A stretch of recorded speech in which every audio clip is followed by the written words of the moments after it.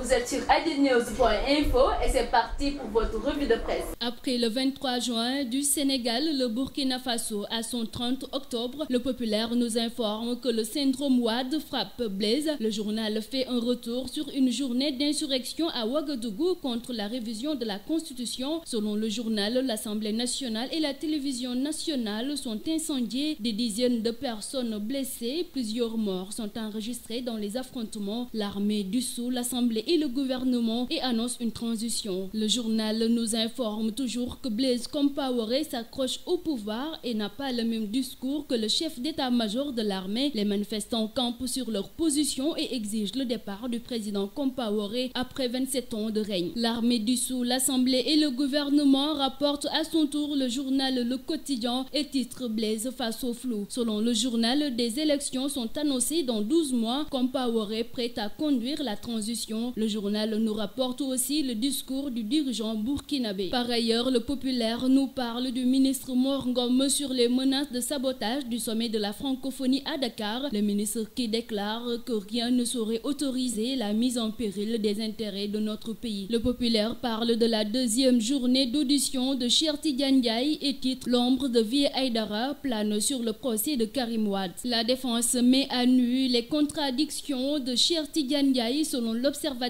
qui nous rapporte que l'interrogatoire de Cheikh Tidiane Ndiaye s'est poursuivi hier. Témoin dans le procès de Karim Wade et ses co-prévenus, l'ancien directeur de Canal Info a été noyé par un flou de contradictions par les avocats de la défense. Confidence d'un ancien détenu, l'Observateur nous rapporte la visite guidée à la prison de Rebeuss. Toute l'horreur se passe pendant la nuit. C'est comme dans le film Kunta Kinte, confie un détenu qui nous parle des conditions inhumaines du faire-tout dans une chambre, du paquetage aux chambres 1, 3, 4, du riz au ketchup, du pain 2 cm pour le petit-déj, des morts dans les prisons entre autres. Faits divers, détournement de recettes et simulation d'agression, nous rapporte le journal Le Populaire. L'étudiant reconverti en pompiste trahi par la vidéo de surveillance de la station-service. Étudiant et pompiste à 16 heures perdues à la station Shell du quartier Arafat de Grand Yoff, Biaï et dans de beaux draps. Le jeune homme qui voulait se faire de l'argent a simulé une agression pour s'emparer de la recette journalière estimée à plus de 500 000 francs CFA. Mal lui en a pris puisqu'il a été trahi par la vidéo de surveillance mise en place par la gérante de la station. Sport, lutte avec frappe, je ferai fou de tout bois cette saison, déclare Balla Gaye 2 dans l'Observateur. Selon lui, les Sénégalais veulent son combat contre Eumeu Sène qui répond à son tour qu'il est prêt pour la revanche. Fini pour votre revue de presse du jour sur adnews.info.